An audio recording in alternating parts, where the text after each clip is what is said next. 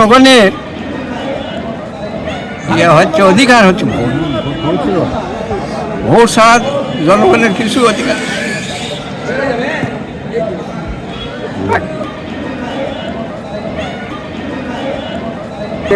সকাল 10টা থেকে আমাদের ভোটের নেওয়ার সময় হচ্ছে বৈকাল 3টা পর্যন্ত। মানুষের উচ্ছ্বাস,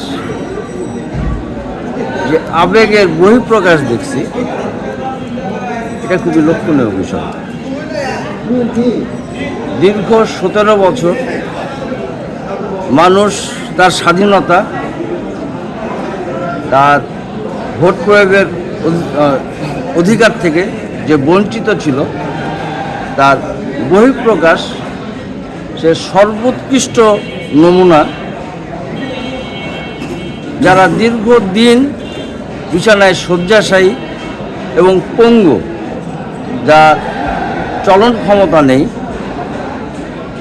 তারা ভ্যানে শুয়ে থেকে ভোট কেন্দ্রে এসছে এবং এই মুহূর্ত পর্যন্ত এই ধরনের পঙ্গু এবং শয্যাশায়ী মানুষের সংখ্যা 23।